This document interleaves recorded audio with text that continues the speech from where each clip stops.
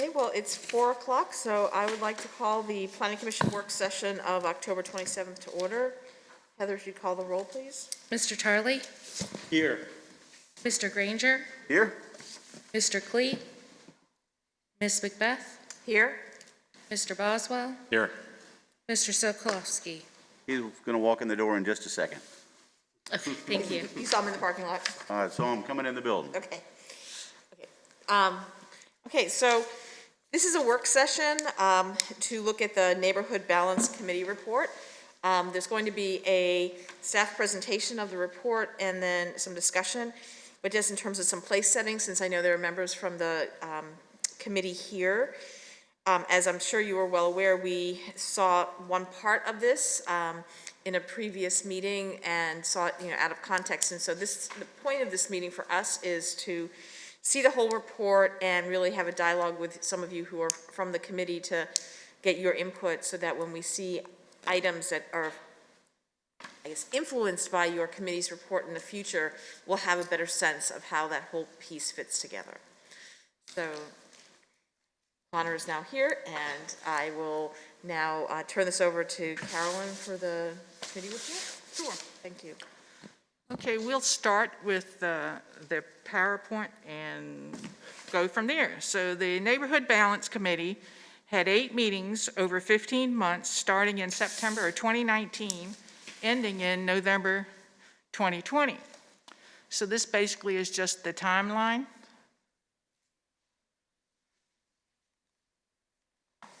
Let me see. Okay, so the committee was formed by the city manager from a city council GIO. The committee was charged to evaluate the balance of rental and owner-occupied homes in Williamsburg neighborhoods and to identify strategies to improve the balance. The committee consisted of 20 individuals representing landlords, students, William & Mary staff and representatives, homeowners, and city staff. The process resulted in 27 concepts for consideration.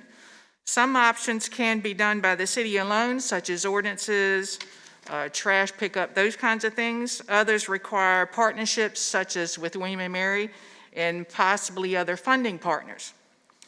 So I'm quickly going to go over the meetings, because I think it'll give you some context to why the 27 concepts came up with. So in our first meeting, we covered our current regulations and provided information such as occupancy limits, rental inspection districts, numbers, and rental conversions as noted in this slide. So basically, it was an overview of what we have in the city. So meeting 2 involved reviewing a portion of a report done by Boston, which was their 2030 vision on housing a changing city. While we all know that Boston is a large city, it has some similar characteristics to Williamsburg in that about 3% of their undergrads live off campus compared to Williamsburg, which is estimated at about 7%. Their report also talks about living conditions for off-campus students, providing more and better units. And one thing that was interesting was the affordability issue. Students in Boston, like Williamsburg, were concerned with affordability off campus. When we think of affordability, we think of young professionals and young families in Williamsburg, but students also feel that same pressure of affordability in the city. Part 2 of the meeting, and I'm sorry Jeff's not here today, was covered by Dr. Jeff Clee on the importance of preservation. This came up because there was a concern raised that living in architectural preservation neighborhoods raises the cost of housing in these neighborhoods, and therefore we should reduce or eliminate these regulations or provide some other means for homeowners to comply with the regulations. It was noted that the ARB only covers the exterior buildings and that the interior is not regulated by the Architecture Review Board. Part of the issue in the city is that homes close to campus and downtown are costly, and most have not been renovated on the interior, which adds considerable cost to the home on top of the high cost to purchase a property in the downtown neighborhoods. Meeting 3, we reviewed the American Planning Association guidance on housing issues. As noted on this slide, Virginia's in the middle of the pack. We can require registration and inspections, and we do in our 4 rental housing districts. We had a guest speaker from Norfolk at this meeting to review Norfolk's rental program, which includes a Rent Ready Norfolk program, which is a voluntary rental certification, which is good for 1 year and is required a renewal each year. This works because the Navy promotes only those properties enrolled to its members who gives this certification legitimacy. So in Norfolk, they have the Rent Ready Norfolk. They also, as you would note on this slide, have a 4-person rule instead of a 3-person rule. That's allowed. And they do require parking for each bedroom in the dwelling.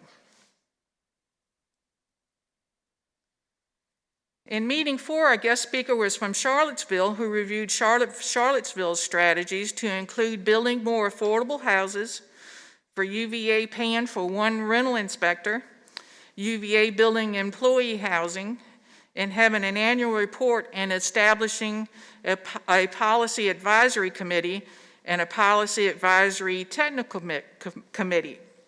The city currently has something like the Policy Advisory Committee with the Colonial Williamsburg and William and Mary representatives meeting with the city manager and the mayor monthly. We do not currently have the Technical Advisory Committee. Meeting 5, we had a speaker from Blacksburg who talked about their housing strategies ranging from an annual report on rental issues. They also have bike inspectors who ride through the neighborhoods, and they allow up to 5 unrelated in their occupancies. They also have a housing fair in the fall. They adopt a COP program. They have neighborhood stabilization program and contingent interest mortgage program, which is the CIMP that you see on this slide.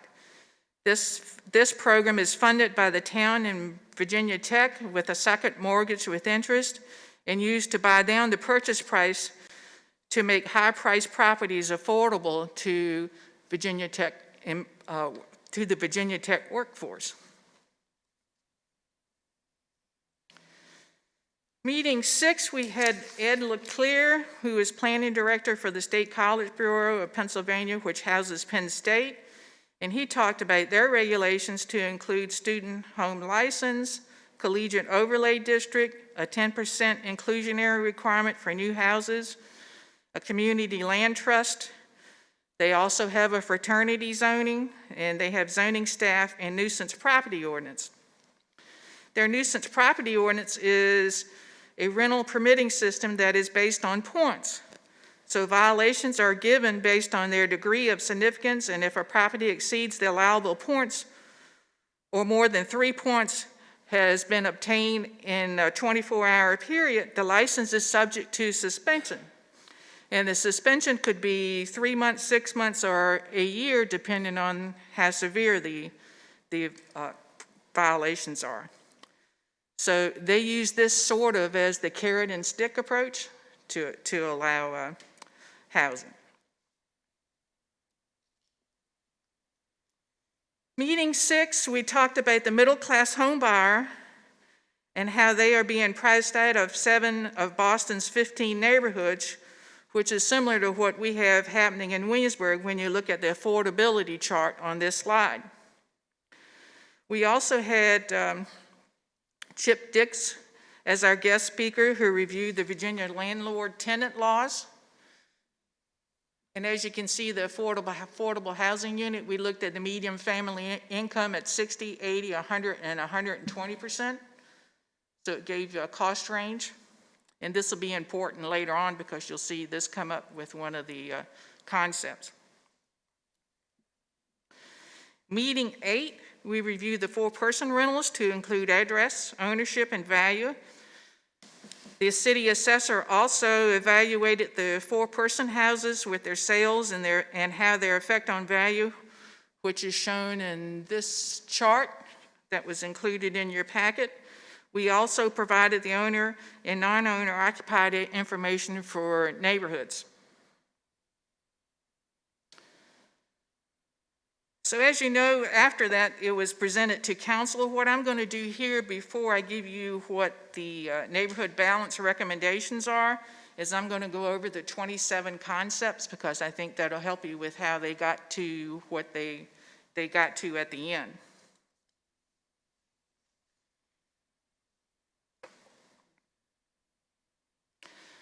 So when we start out with the first one thing I like to say before we get going, that if you'll see down at the bottom of the slide, it'll say Concept 1, and you'll see Norfolk in this one.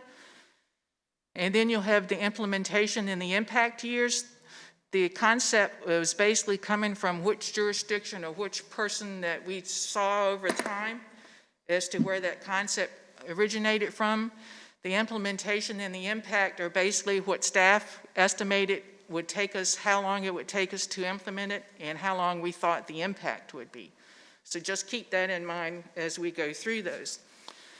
So the first one was the certified rental program, which I mentioned earlier that was in Norfolk. That's the Rent Ready program.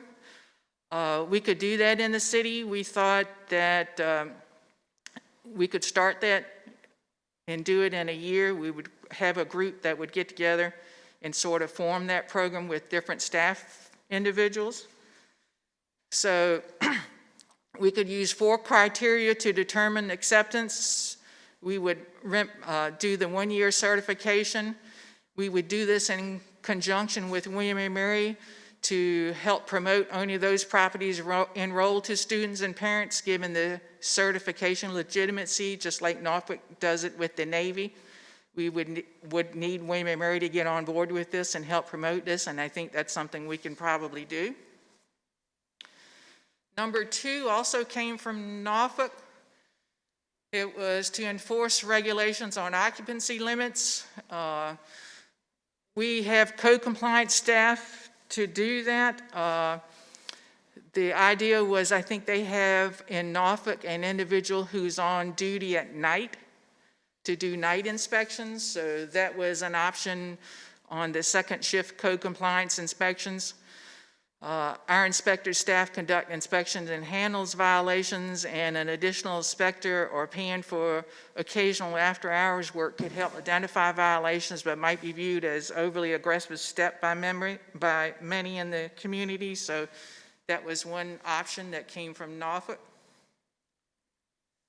The housing need analysis, I mentioned that previously. The Williamsburg Area Associations conducted a housing study and identified areas of need, but did not qualify new units required to influence the market trends. So this would say, let's do a study and determine how many units are needed for the city now and also in the future. With the Affordable Housing Work Group, we did have Dr. Stafford update her report, so I think you'll be seeing that further within the next several months. That report is probably going to be coming to council in the next few months. We've just about finished that work.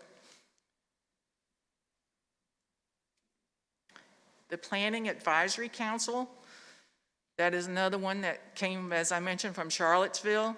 We think that could take 6 months and impact in 5 years. We sort of do the first part of that with the PAC, with William & Mary president and the president of Colonial Williamsburg and the city manager and the mayor. The second part is the component that we don't do, so we think that's we're thinking about restructuring the Neighborhood Relations Committee to function as the Technical Advisory Committee as an outlet for community concerns, and this would improve responsiveness and awareness for residents. And probably what this committee's makeup would be the key city staff like police, planning, codes, and several other departments would be the key members of the committee. And when certain issues come up, you could bring in other players and partners, such as William & Mary, if there's an issue with too many individuals or anything like that. So we think we could restructure that committee to possibly become the TAC for this.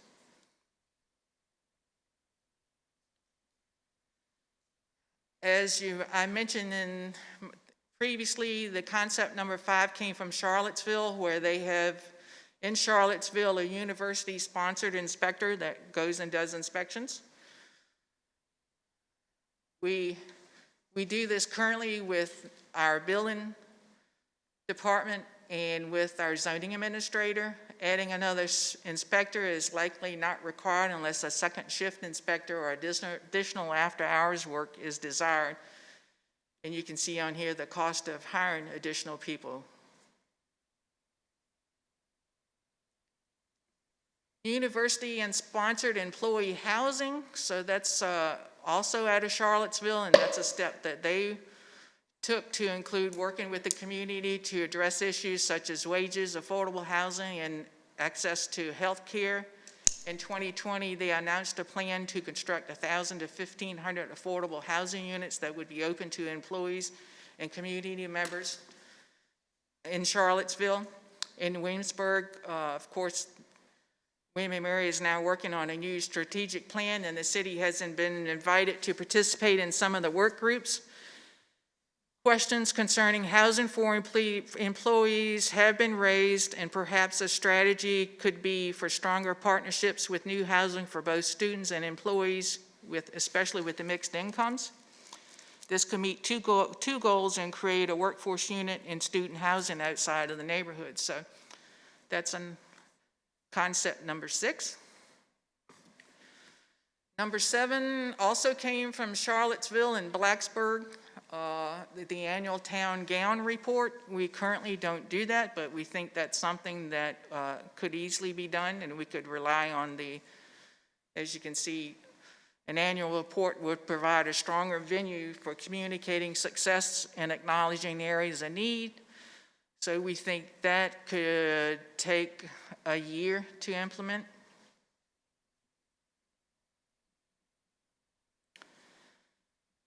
Lost revenue compensation was from Blacksburg, and is where the town of Blacksburg compensated by Virginia Tech for the lost revenue associated with converting property to a non-taxable status. The closest thing we have for that is that the university currently pays $120,000 to the city to help with the financial cost of providing fire services to the university, which began after the university bought the old hospitality house on Richmond Road.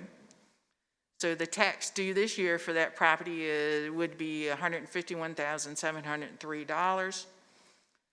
As noted in the slide, it is unfair to ignore the economic benefits of hosting William & Mary. A 2017 report by the Weldon Coupon Center found that William & Mary expenditures resulted in over 5,500 jobs and generated over $31 million in state revenues.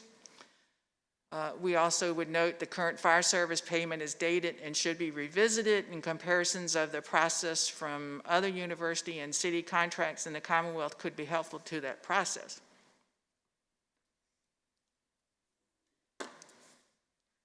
Off-campus housing fair, Blacksburg also does that. It's similar to what we do. It's a little more than the city also participates in the college's off-campus fairs. We think we could do a better job on that by having some, especially meetings and fairs mid-year when the students are looking for off-campus housing, because you think of housing and you think it starts, the changeovers in May, but most students by Thanksgiving already know where they're going the following year, is what we've been told, that they start looking about this time of year for new housing. Adopt a Cop Academy is also done by Blacksburg, and that's basically where the police department does satellite fraternities, and it's mainly for the Greek organizations at Blacksburg. For Williamsburg, as you know, Chief Duns has spoke to the Greek life organizations and have similar partnerships with a formal structure. We're looking at possibly formalizing a program with a specific curriculum in partnership with William & Mary, which may increase safety and provide a stronger connection to the community for off-campus Greek life also.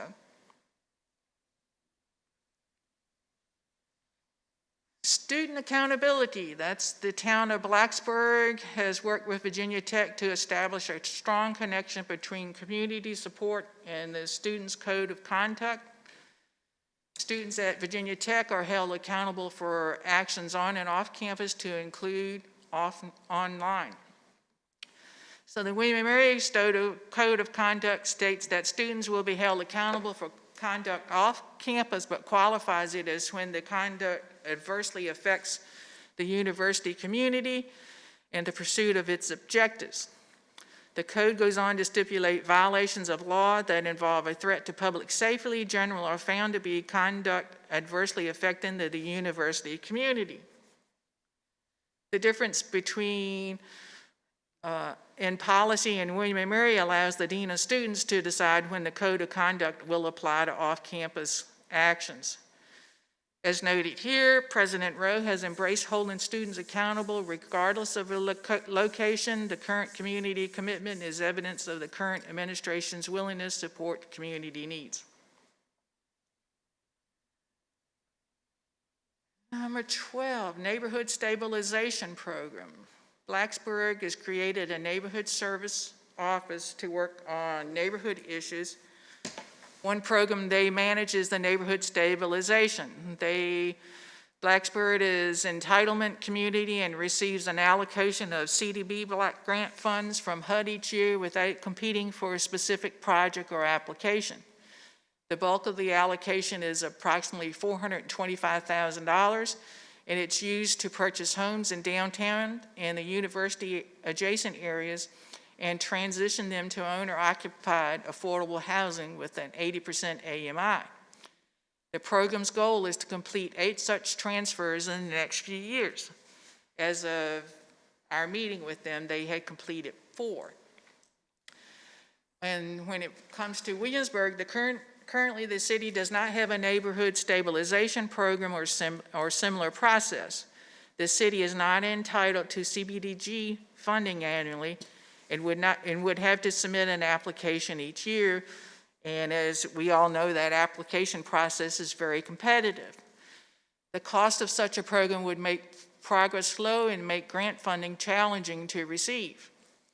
Identifying a source of funding that could be dedicated to the purpose of neighborhood stabilization would be beneficial, but we need to be renewable given the cost of real estate in Williamsburg.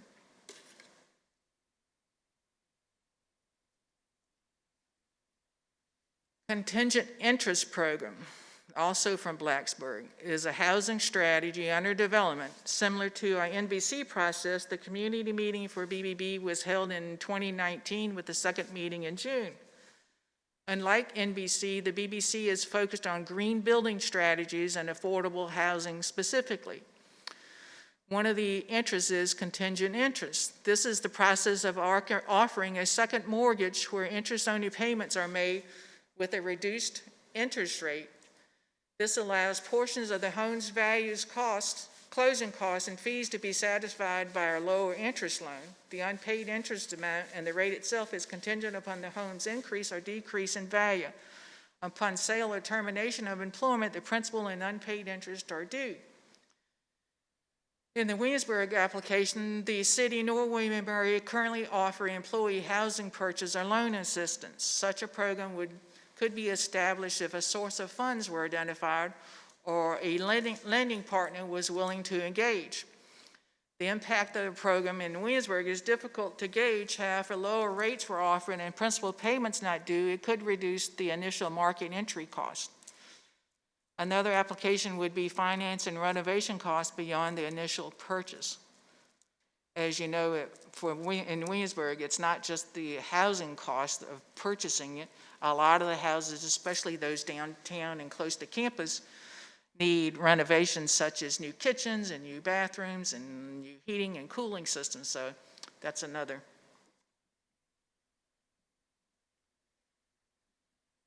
University housing incentives is also in Blacksburg.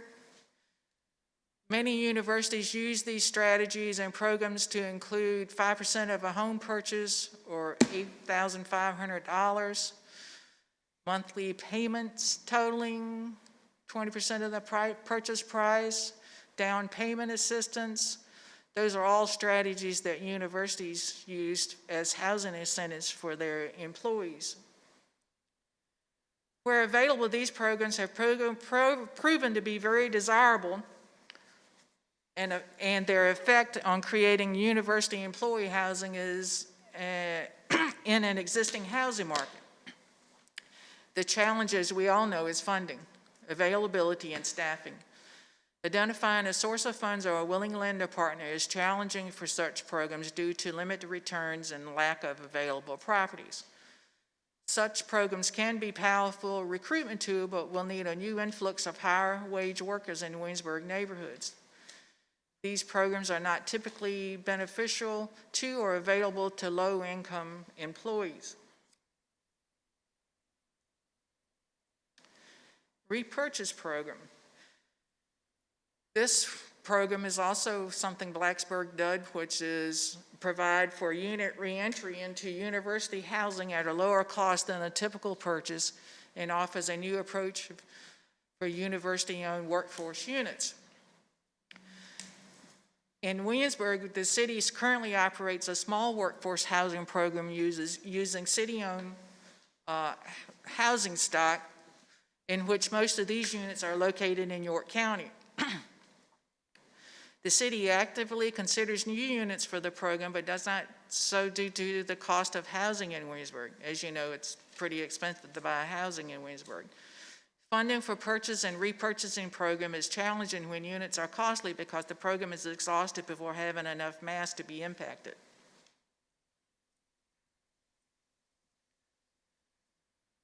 Student home rule. So State College of Pennsylvania used the student home rule to regulate student housing. The rule identifies a student home as a non-multifamily living quarters with unrelated students in occupancy.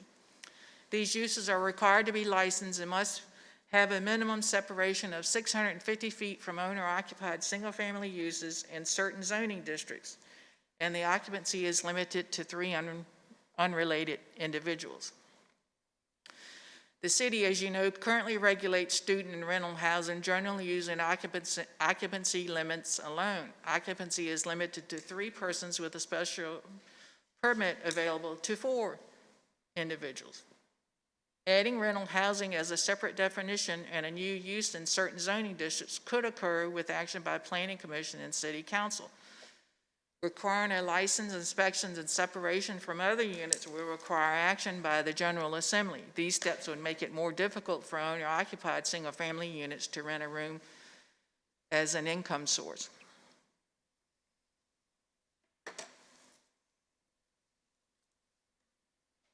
An overlay district. The State College of Pennsylvania provides incentives for certain development concessions such as employee and affordable housing. They offer incentives to builders to incorporate desirable community benefits and uncommon practice of zoning. In this case, State College has offered increased density and height in return for dedicated, affordable workforce and graduate student housing. Emphasis is placed on owner occupancy. Effectively, income-restricted units are designated or designed in a project with increased density calculations so that the project can be completed and maintained with the developer's profit margin. Programs involving incentives are difficult to employ in Williamsburg with success and volumes due to the limit of new development.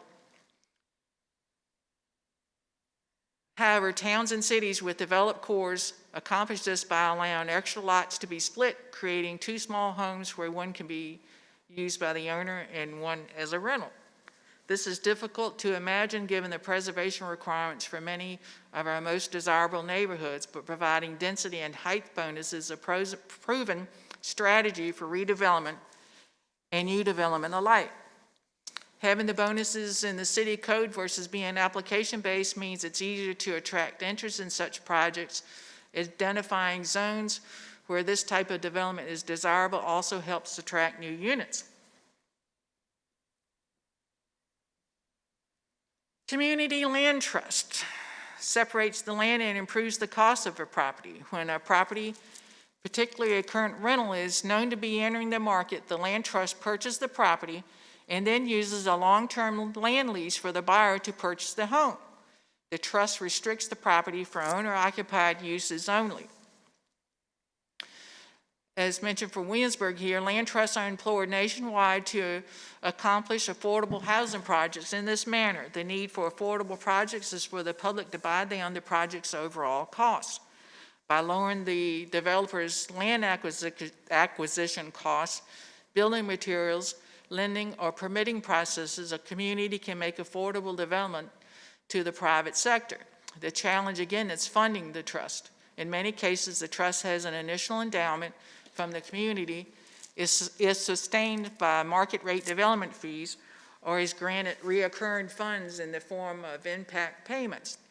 To deploy this model in the city, we would need to establish a land trust arm and identify the source of funds for action. This could be extremely impactful tool if funded appropriately. Fraternity zoning, this also came from State College. This approach is very similar to student housing strategy. State College has defined fraternities as a use and established certain zones where they are allowed. As you know, in the city, fraternities, sororities, and team houses occurring off campus are not a permitted use in the city.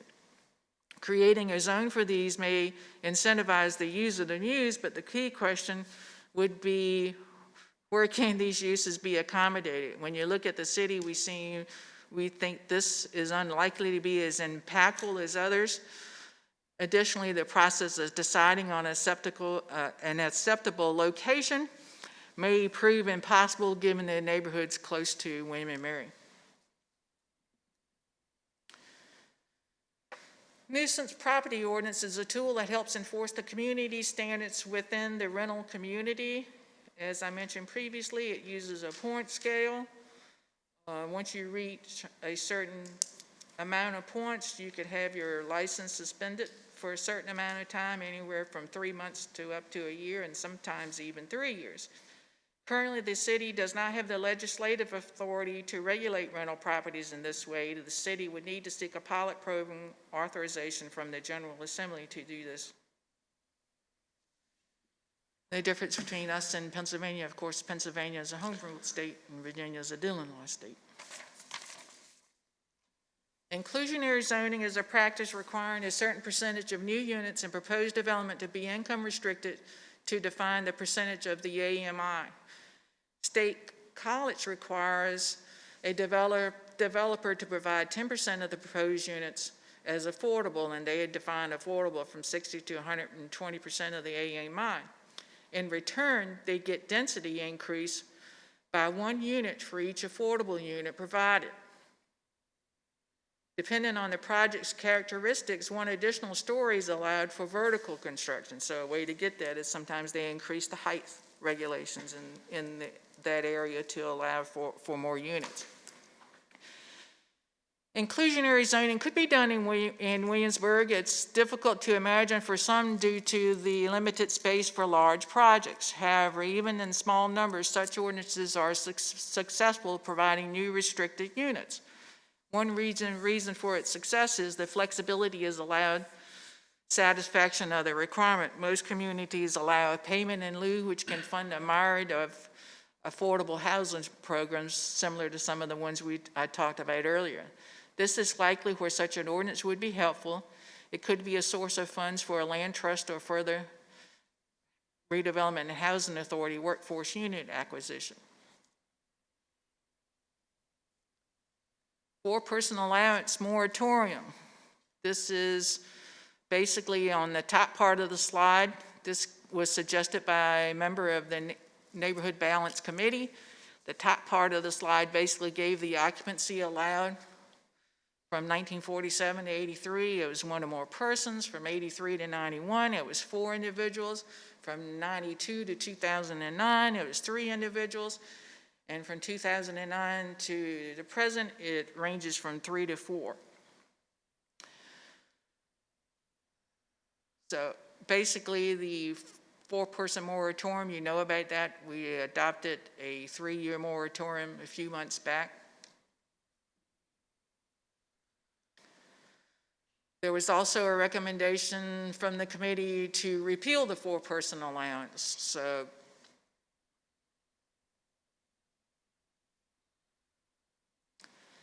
one of the recommendations from the NBC was to institute a trash cart ordinance. So frequently, the complaint was trash carts are left on the street or in the front yards and not returned to the side or rear yard location or enclosure, with staff having on occasion issued notices to violators and even spending days retrieving carts and placing them out of sight. As you know, City Council, we took this to City Council and the new ordinance. They haven't adopted the ordinance, but the staff has hired an individual to go on Wednesdays of each week and pull back trash cans and recycling bins, with the hopes of coming back to council with an idea of how many actual carts are being done and pulled back each week, so that will be forthcoming. Concept 25, direct loan program. And in this, the city should fund a direct loan program for qualified buyers of property. The program would include an interest rate equivalent to the public's interest rate on the borrowed funds. Monthly payments would be based on income, and a deed restriction would be placed on the property requiring it to remain owner-occupied. For the city, a direct loan program based on income qualifications or first-time home buyer program could be successful but would be slow given the cost of property in the impacted areas, which range approximately $389,000.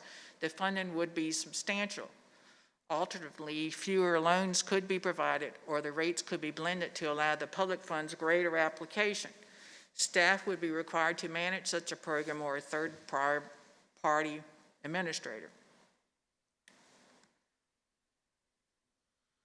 Number 26, the Preservation Assistance Program. The city should offer to fund the ARB required improvements for qualified applicants. When the ARB requires historically appropriate windows, siding, or roof material, the cost of renovation increase.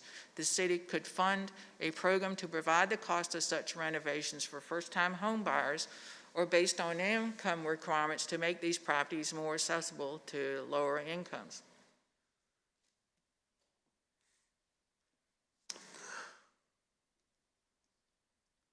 Hotel to affordable housing conversion. So as you know, the city adopted the first part of the ordinance in 2015 that allowed certain hotel properties to be converted to affordable housing. That ordinance allowed up to 100 units, which was later increased to 150 units in 2017.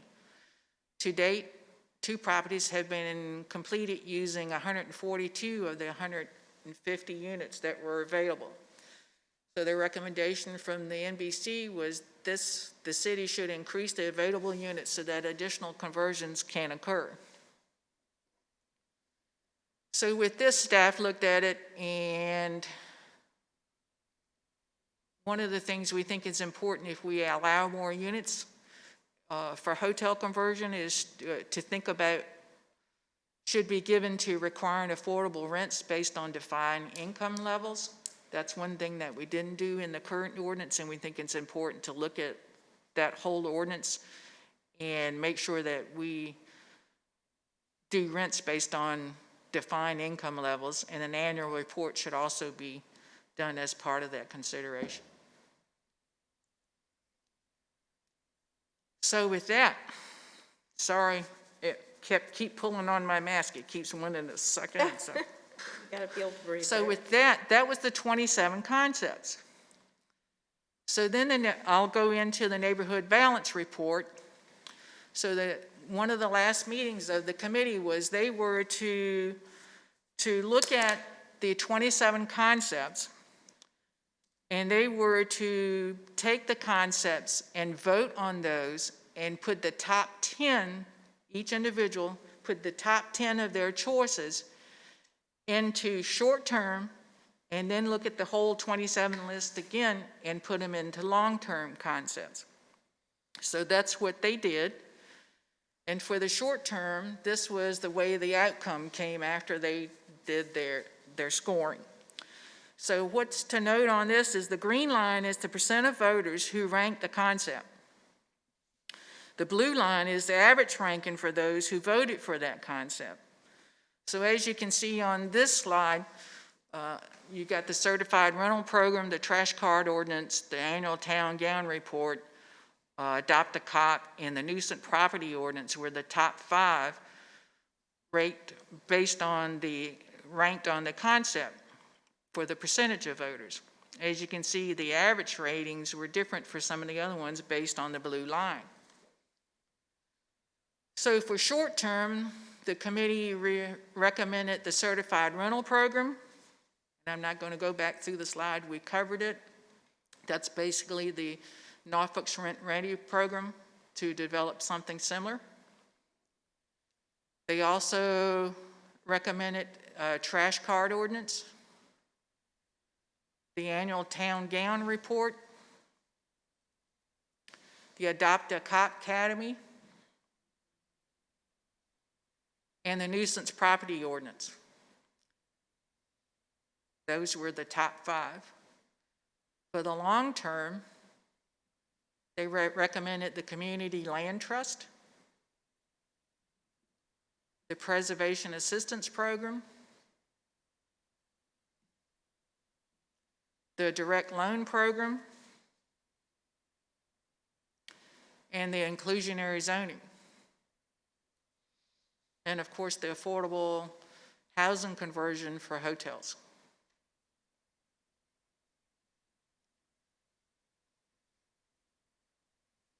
Staff went and also took all their recommendations and did an affordable housing concepts and ranked those too based on theirs.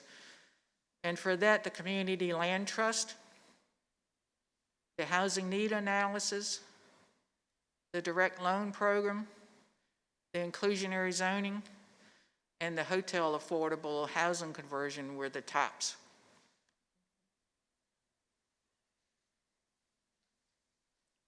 So as you know, we presented this to council in December. Council asked staff to come back with staff's recommendations. So we went back to council in March, and we recommended the 4-person allowance implementation, the trash cart ordinance, restructuring the neighborhood relations committee, doing a certified rent ready program, and the Adopt a Cop. Those were our short-term goals for 1 to 5 years. As you know, we did the 4-person moratorium already. We're looking at the trash card ordinance. The restructuring the neighborhood relations committee is looking at 2022. Also, the Adopt a Cop implementation is 2022. And implementing a certified rent ready program is looking at starting developing that program next year with implementation in 2023. Those were the short term. For the long term, we looked at the housing needs analysis, the community land trust, the preservation assistance program, the direct loan program, inclusionary zoning, and the hotel to affordable housing conversion.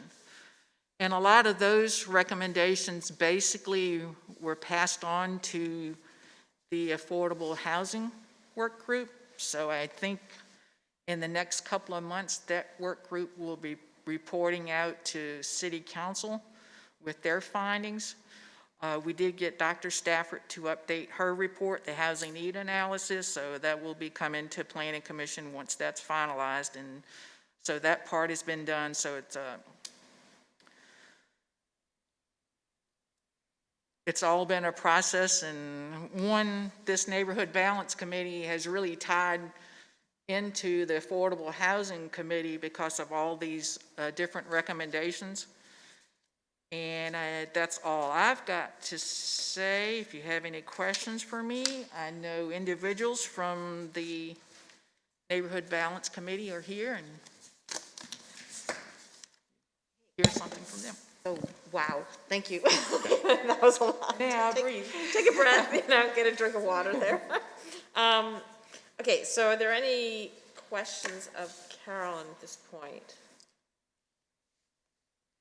That's a lot to take in. Yeah, I have a couple. So first of all, I guess I don't this is before city council. Right, What is the framework of our discussion? yeah. I think a lot of these would not be coming to planning commission.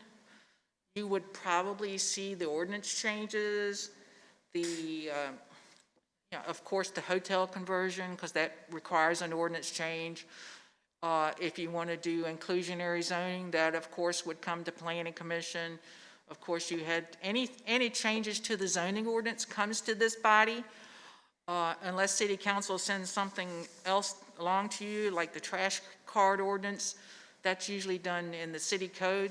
This body wouldn't see it.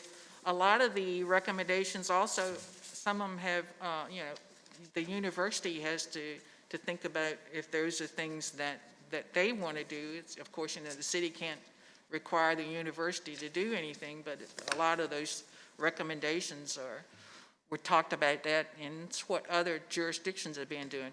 So one of the things I think the Neighborhood Balance Committee was, we didn't just sit down and look at just the city by itself. We tried to go out to other jurisdictions, like Charlottesville and Blacksburg, and we even went outside the state to Boston and to Penn State to try to get some new ideas. And the Penn State individual is one that Andrew and I met at the planning conference, and he did a presentation there, so that's how we got in contact with him. And I think we came up with 27 concepts, but it was a blend of concepts from all of those universities and areas, and also of the committee members. I mean, these were things that the committee members, neighbors, landlords, students, we all know and talked about it. So that's why I think it was important on these concepts. We tried to identify where that concept came from. yeah, so I mean, I guess going on from John's comment there, I mean, it's like, this is the grand wish list, the grand bucket list. We obviously have, home rule versus Dillon rule issues. We have the university that is or is not cooperating in the different districts that you're talking about, but can maybe help set a platform. One of the parts, though, for me, which for me at least is sort of a springboard off of John's comment, is that with neighborhood balance and all those sort of subcommittees, that is the current comp plan, does it resonate with the work of those committees as we move forward? I mean, are the things that you're thinking are going to be coming through that? Have we set up the comp plan that has just been passed the past month so that we can actually marry those Yes. concepts together? Yeah, because I think throughout the whole comp plan, we knew these We knew this committees was were going being formed, and if you look at the recommendations in there, it said planning commission would need to review those items that, affect the planning commission and the zoning ordinance as part of the review. So I think from a staff standpoint, we looked at possibly starting up next year with implementation of the comp plan. We didn't want to start it right now because, one, we've got 3 members that won't be here next year. Right. We have 3 new members, so we thought it would be best to start it up next year, have everyone start off on this equal grounds when you start implementing the comp plan, and set a schedule for how to do all those things that are in there. Affordable housing work group, I think that one will probably end up bringing a lot more information to planning commission that needs to have changes to the zoning ordinance, which of course it sets up more of the comp plan implementation, because that's one of the goals and one of the recommendations in the comp plan debt was to look at the recommendations from the affordable housing work group and work on them implementing those recommendations.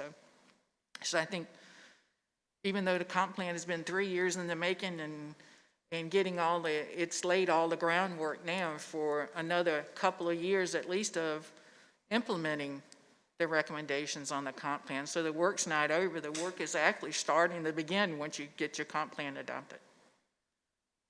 John, did you have other comments? Well, I just going off of that, obviously, there's been a ton of work done, not only by the committee, but by staff, by the city attorney, I'm guessing, and the fact that it was presented to city council, recommendations made, recommendations coming back from staff.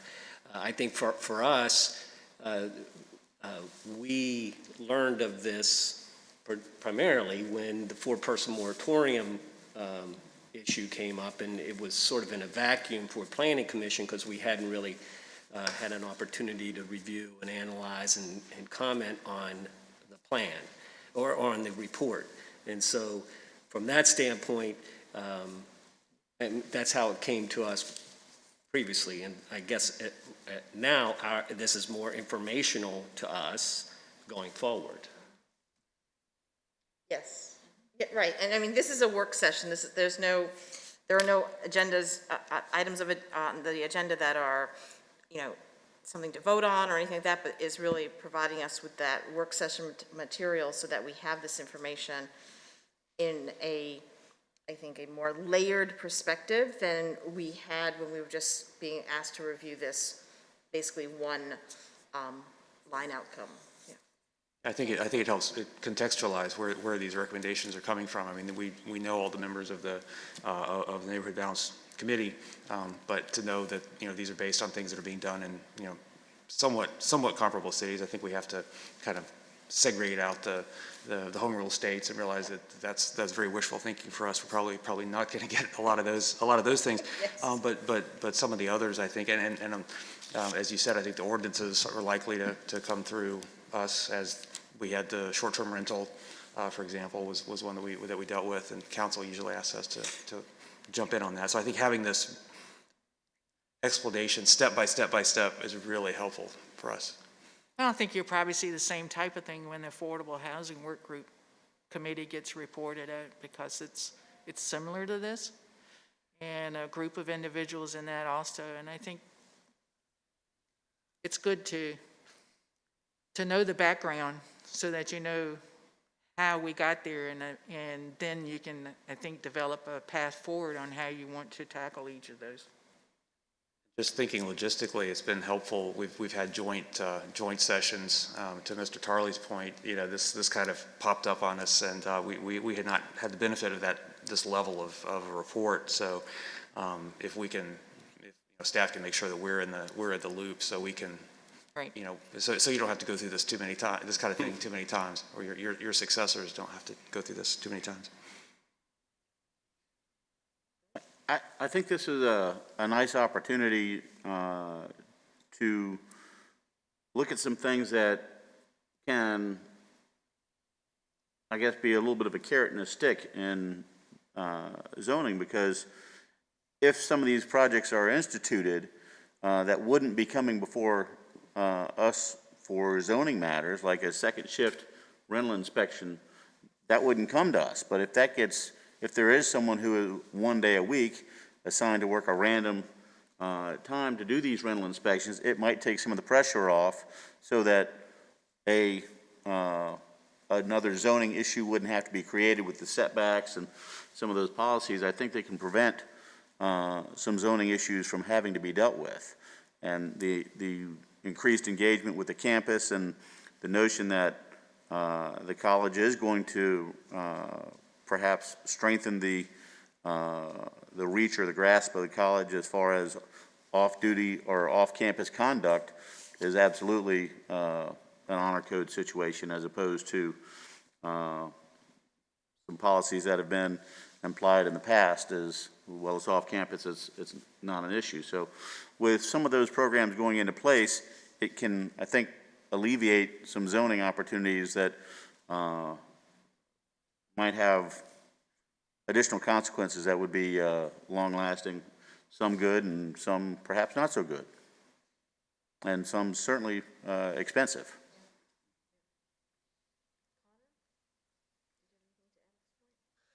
This is it's a lot of information. It is, it is a lot. Yeah. No, so I'm still in the process of digesting it all. So for example, I think earlier on in the slides, there are a number of tables that I was looking at specifically at like the 4-person, the effect on values, looking at like the gross rental multipliers and where that came around. I guess I might have some kind of methodology questions about how like the average gross rental multiplier was calculated. This is more of just a general thing. I wouldn't know how to do that, but it looks like 137 was applied to all properties. I'm just wondering like where that number came from, for example. I mean, these are questions I'll probably have a lot of. If you have specific questions like that, if you want to get them to me, I can have the city assessor call you. That would probably be The one great. that did the chart on that one, Got as it. far as the 4-person houses and their cost and Yeah. whether they were above or below. He spent a lot of time coming up with the chart and doing the calculations for that. But yeah, if anyone has any specifics on that, if you give me the question and I'll have him respond back to you. That would be great, because I'll probably have a bunch of those over the next, week as I continue looking through these. I also thought it was actually rather interesting, kind of the range of which other university towns kind of approach, this balance between student housing and then local housing, whether it's like a point system. And also I was surprised by the variability even within Virginia between like the amount of, non-related occupants there are in a house. I was kind of under the impression 3 was always just a regular standard, but I think Blacksburg had more, and there was one other city, I don't think it was in Virginia, but they had like up to 5, and that was pretty surprising to me. And I'm not sure what those effects would look like or how those would, I think they did have stipulations about parking though, to make sure that it wasn't just like an overflow of, because I know that is also a big issue in our neighborhoods here, so. Yeah, that's kind of, that was a question that I had too. Yeah. If you've got four people with 4 cars, how many houses in that, in these areas have that parking? And it's like not very many. So that's another one that's And the problematic to and the implement. 4 cars, especially for many of the downtown neighborhoods, it actually was one of the questions I had for Carolyn in terms of the 3-person versus 4-person. We have established those rules. So that's sort of we have the ability to set those rules. Right. And I probably should know this, but do we require that a 4-person house, which has to be over 2,000 square feet? Right. Does it also have to have 4 parking spaces? Yes, they have to have 4 parking spaces, and the parking spaces need to be either on the property or the space directly in front of the property. So if your property is a certain width, and the parking spaces are 9 by 20, so we would do, that's how you get your 4 parking spaces. So, but if you are in one of the downtown areas where you need to have a sticker on your car or a hang tag, those houses can also get 2 visitor tags. That's correct. Which creates the anecdotal perception that sometimes 6 people are living in those houses. I'm not claiming any specific houses here for anybody. So are the 4-person houses actually have to be able to support 6 Nope, they have to cars? report 4 cars. And then is it something in the rules where, and from Indian Springs I was asked this, whether you could only allow 4 cars if they only had 4 spots and not have 2 extra hang tags for a rental property? I think the ordinance as written says you're allowed up to 2. So unless the ordinance is changed or the policy is changed. But is that a local ordinance or is that a? No, local. That's local. a So city. that is a local, that is something that, whether it's a city council. And I think the city's looking at doing something different with the parking. Instead of hang tags, you get, they have the license plate readers, so you Right. wouldn't get the hand tags anymore. So they're looking at other ways of trying to address that issue. Right. But that's a police department. Yeah, no, I just, but with regard to having parking as part of the Yeah, the ordinance, I just zoning didn't know ordinance zoning that part requires was. the 4 spaces Right. for the 4 occupants. And I've got some information on that I can share if you'd like, because I've been on a number of the rental and, the 4-person rental discussions, and they talk about the hang tag. And if the hang tag is consistently found in the same car, in the same spot, then that visitor tag can get revoked. Because they track the license tag and where it is, the city's got pretty aggressive on that, and I think they're doing a good job on that, so I commend them for that. And they have figured out that in the past where students may have been selling their visitor hang tag, they figured out a way to stop that from happening, and it's truly really trying to be enforced as just a visitor hang tag now. Okay, cool. That's also one of those areas where I think the college can be helpful because they, as you all, as anybody that parks there knows, they know how to enforce parking. And I know the temporary tags have, specific dates and times and that kind of thing. And if you're, 5 minutes past, you're going to get a ticket. So that's one area that we could collaborate, the city and William and Mary could collaborate on a strategy there.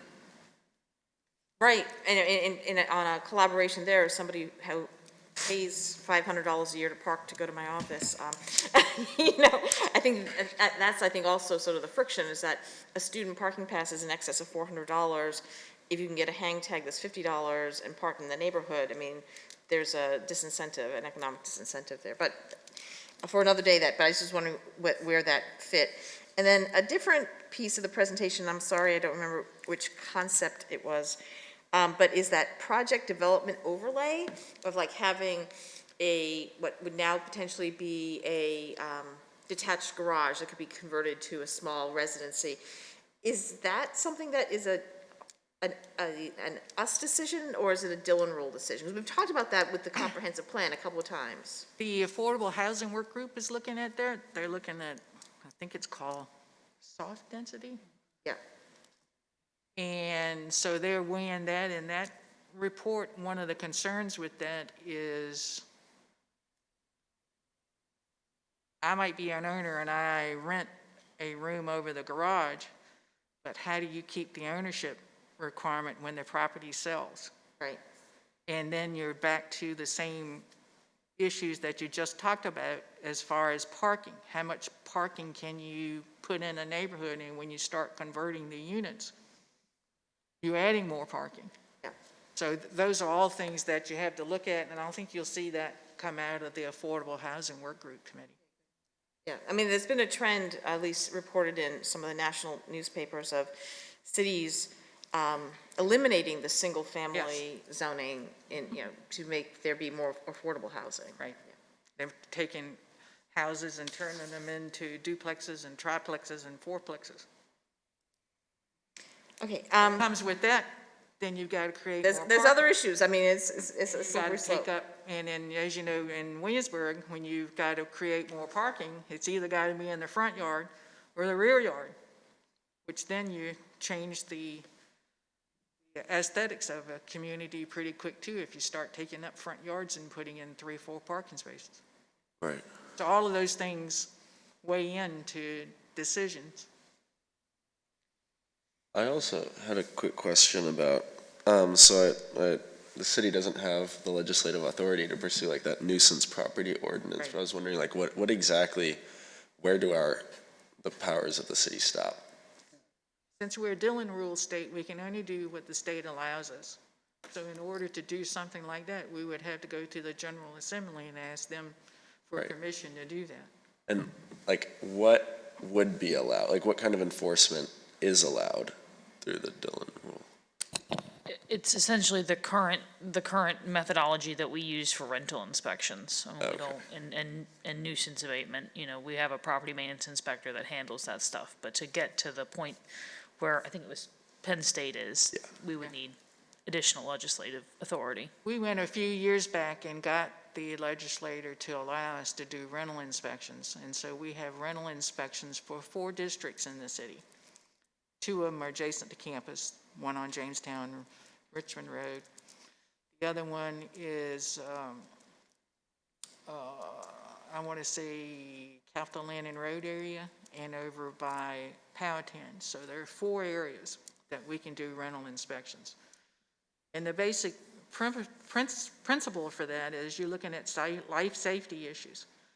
So under that ordinance, the code compliance office can go inside and do rental inspections. So you have to register it. It costs you $50. We go do the inspection. We look at life safety issues, and this is the code compliance office, not the planning zoning. We specifically cannot put the zoning administrator on that inspection. So they're looking basically for life safety, smoke detectors, windows that don't open in the bedrooms, those kinds of things. I see. So we've been doing that for a few years. We got, I want to say, just under 500 properties, and we're allowed to go into those properties once every 4 years. So every 4 years, we inspect each one of those 500. Okay. Yep, and of course, under the complaint section of the law, if you're a tenant who lives in a unit and the landlord doesn't maintain the property, you have the right to call us anytime you want and give us permission to meet you and go inside the property. So that doesn't, that's citywide, that's not just a for rental inspection district. Understood. And if the property doesn't pass the rental inspection initially, then they can go in every year. They can Okay. go in the following year. It's like they get flagged essentially. Right. Okay. But we also have noise violation ordinances. Noise violation is enforced by the police department, Okay. and there's hours between 11 and 7, I believe, is the hours Quiet. that if you go over a certain decibel, the police department can issue you, usually what happens, they give you a warning the first time. Second time, you get a summons. There's decibel limits during the daytime, but we very seldom get violations on those. Exterior maintenance requirements too, right? We have property maintenance, which is unlike a lot of other jurisdictions, like James City doesn't do it. We have the right to, and we have an inspection program where the inspectors do each zone of the city. They're divided in zones by the inspector. They usually try to get by once every 30 days. Now, that inspection is what we can see from the street or where the mailman can go. We cannot go in people's backyards, those types of things. So basically, it's from the street inspection. And we include tall grass, painting, those kinds of things under Broken property windows. maintenance. The zoning administrator enforces the parking on the grass, those kinds of things. So we have two different departments, but we do different issues with them.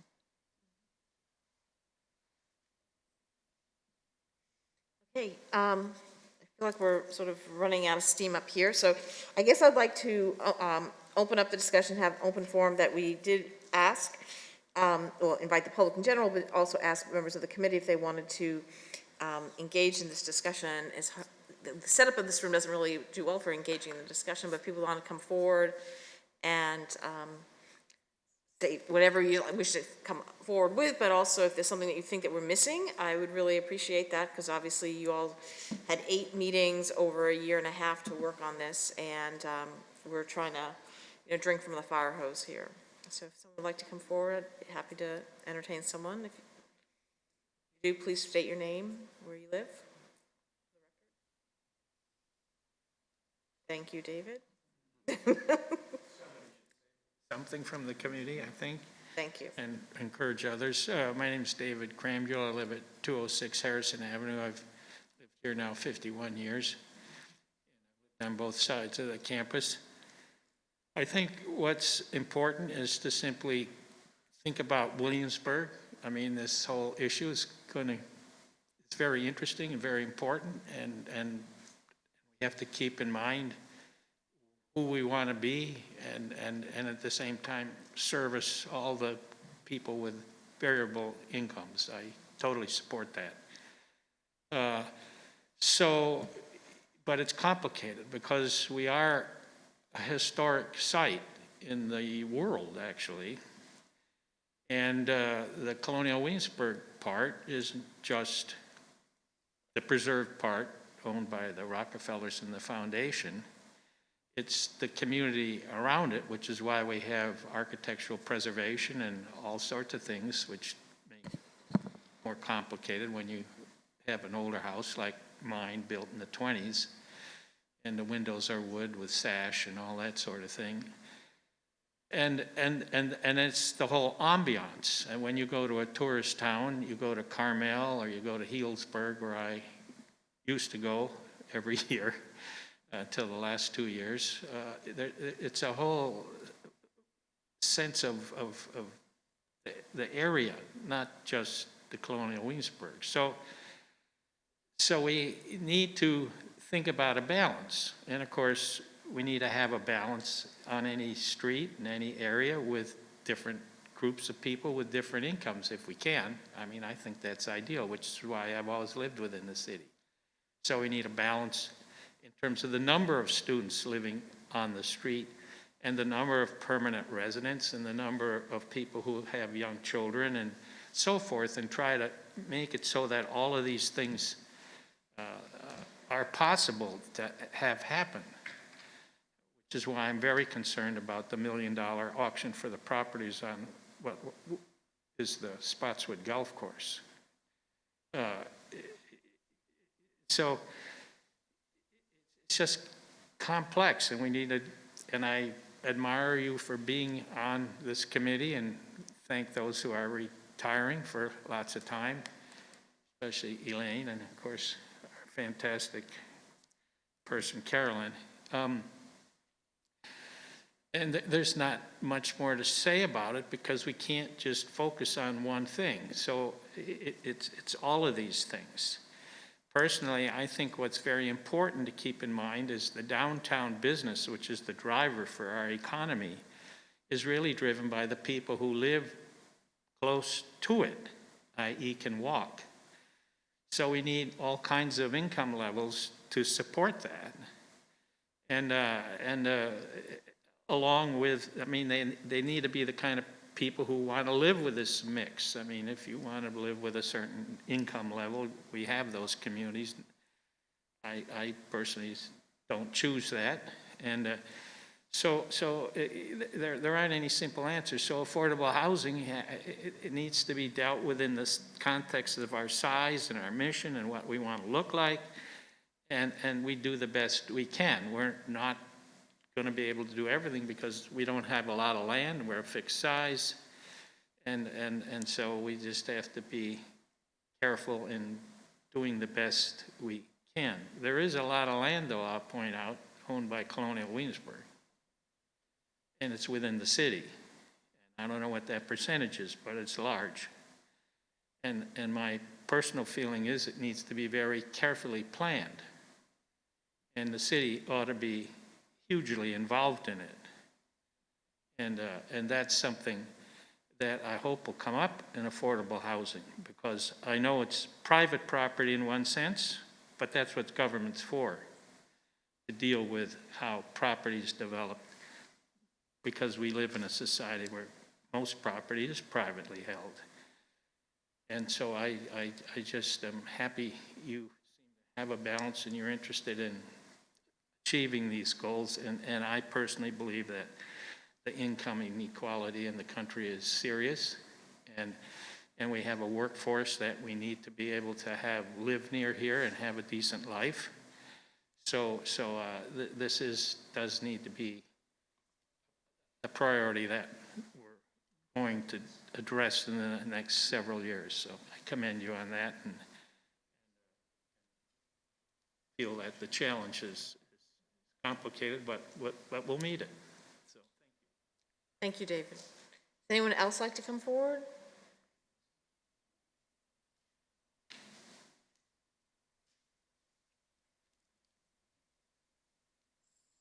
So, not seeing anyone who wants to come forward, that's fine. No worries. Okay, okay, well then, we'll close the open forum. Is there anything else that anyone wants to discuss at this moment, or we have a lot to digest here? You know, and in response to your comments, David, with regard to the land that Colonial Williamsburg has, I mean, the supermajority of that is currently not zoned to be developed by right, so it would have to go through a rezoning, and so that is the purview of the Planning Commission, and it has to, you know, those kinds of things. So that's a very important issue that will come in front of the Planning Commission in the year ahead, the years ahead. So we appreciate that. Anything else here? Carolyn, anything else? Yeah, the only thing I would like to tell you today is we will not have a meeting in November. We don't have any cases coming in for the commission to review, but we will have a site plan review committee meeting, and there'll be 4 cases on the agenda, so. And so should we be seeing some of those in December? Yes. Is the plan, so there will Yes. be a December meeting? Okay, cool. Yes. Okay, so that gives us our marching orders for the couple of months ahead. I appreciate everyone who came, and thank you to the commissioners for working through this process, and we stand adjourned. Thank you.